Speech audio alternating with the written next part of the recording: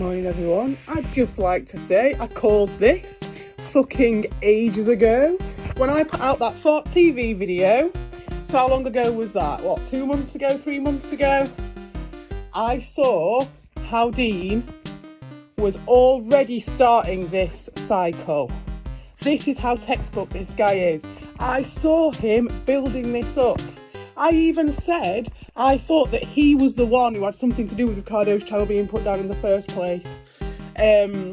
Because I really wouldn't have put it past him. I'm not 100% on that one, but I really wouldn't be surprised because of the place where his head was at that time. It is obvious. This is just proving how textbook this fucking narc is. These people are pretty dangerous. I do feel sorry for that little boy. This guy is just hell-bent on destruction. There is no other option for him. It's like they're so damaged when they're kids, and he's so hidden behind that false self. He's so invested in pretending that anything that we've got to say or anything that I've got to say regarding this issue is completely untrue. I mean, to the point where it is just like, oh, you smoke weed or you're a woman. That's his argument. Basically an old man argument. Is that not an old man? I've never heard anything so old-fashioned in my life. Clutching his fucking pearls. I've just woken up. This is fucking ridiculous. Yeah, I just fucking called that. And I will continue to call you out, Dean, because you are only going to get more predictable as you get more desperate, because even if you think you're winning, you are losing people left, right and centre, and you are going to run out of human material. You're going to run out of people to hide behind, situations to hide behind, excuses to hide behind, a load of fucking filibustering bullshit to hide behind. You are going to run out of it eventually. You smoke weed, what are you going to do next? Like, first it was Bob you hid behind. Now you're trying it with Ricardo. Obviously you tried it with me and everybody else. That completely backfired on you. And now because of the results of all that shit, now you're trying to do this shit with Ricardo. Because you've been holding him in fucking reserve, waiting to just have him as a snack when you needed him, like you did with Bob. I'm not defending Bob, but I always said from the start that there was a reason and a timing for how he did it, and he's doing the exact same thing again, and I saw it fucking months ago. Like, you just can see the flip in their mind.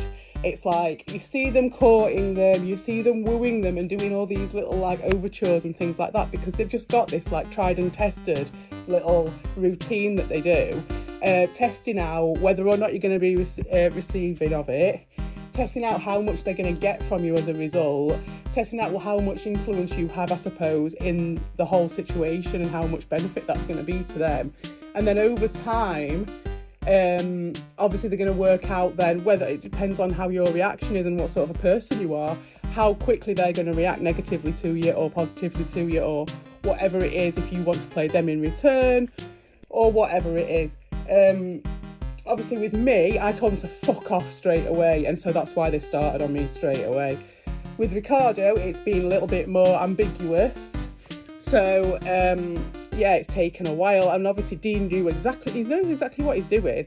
Whether or not he consciously knows exactly what he's doing, I'm not sure, but like, there's definitely a level of knowing what he's doing here. A pathology going on, something that he has gone tried and tested, been round on a loop many times. He will have done this to people in real life many times. Dean, you must realise that there is something wrong with you, man. You must realise that your relationships, you can't get past a certain level with people because you're just that defensive. You can't have true communication, true contact with anybody. It's all based on what you can gain and how you can hide behind in your false self, and how it can sort of build up this like narrative that you've got for yourself to try and make yourself feel better. It's so fucked up, it's so weird, and it's really twisted.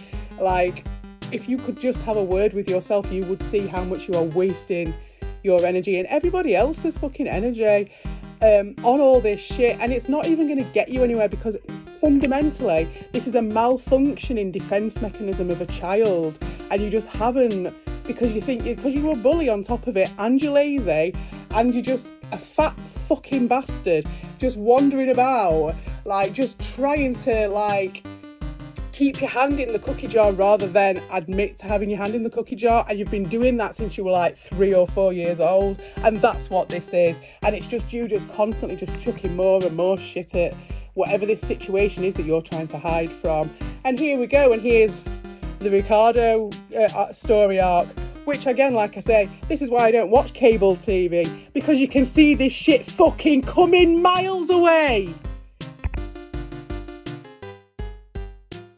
In addition, I'd just like to do a message for everyone else, really, which is, are you guys seeing this yet? Are you not seeing the difference? Yes, Albert's a turd, and all the rest of them are, you know, but none of us are perfect, are we? Do you know what I mean? Obviously, we're not all at that level, but, you know, we've all got acceptance and understanding for each other. We always did.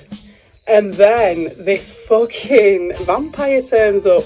Can you not see the difference in calibre, the complete difference in approach? Obviously, it's a little bit confused because he tries to indoctrinate other people into acting like him, and there's like mind control that goes on in this, which is beyond like just actual coercion and things like that. There's actual like voice patterns, and so this is why he's so repetitive. This is why he puts this voice on and does all this stuff. Like, it's all part of like trying to condition people into certain cues and responses and things like that. So like, this is because it is just hiding behind these little strategies rather than actually just looking at reality. He's just scared of looking at reality. He's scared of looking in the mirror. I bet he don't catch himself in the eye in the mirror.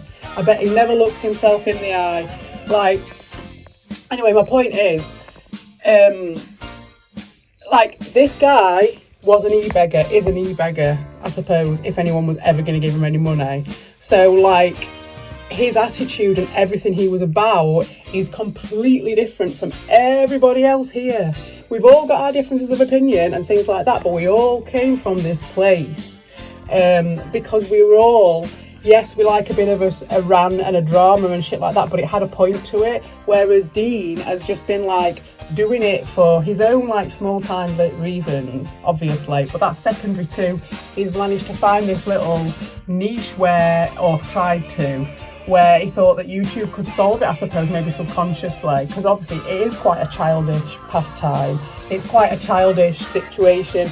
The powers that be are trying to make people more narcissistic with the use of things like YouTube. So it's the perfect breeding ground for people like Dean.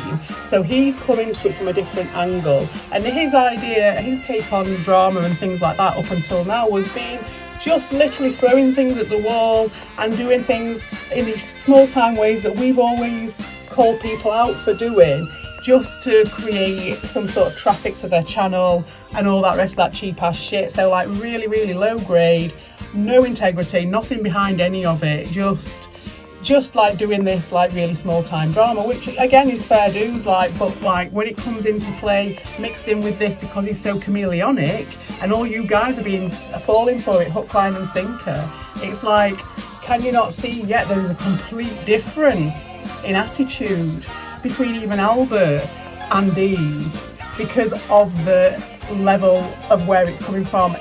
Dean is about the e-begging, always has been, and that is a fundamental mindset, rather than like, oh, he's making so much money, or he's trying to do this or that or the other. It doesn't have to be doing anything right now. It's just where it comes from, like where his mindset, where his aims and ambitions are coming from with this. His are very, very small time and low grade. He has absolutely no respect for anybody. He knows everything he does is going to not last that long as well. So it's like, none of us lot of his mates, none of us lots are anyone he wants to spend any time with in the future anyway. Because he doesn't do that. He moves on to the next set of people. He will eat his way through everyone and then he'll move on.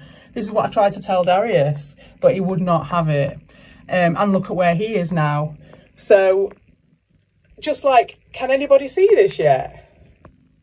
My final footnote is a bit of advice which I came across in my research, which is abandon all sincere communication with those who are insincere. Now that does become a bit complicated, and I think Tommy would definitely agree with that one, because obviously there's the whole character thing and the difference because we're on YouTube and all that, which again is that whole plays into that whole narcissistic thing, which is what makes this so interesting. But try and transpose that if you can. Don't listen to a word that fucker says. Seriously. I just saw a couple of snapshots of some stuff on there, and he's just trying so many little fucking routine. Obviously people know this anyway, but that's just all I know anyway. Just don't listen to a word that fucker says.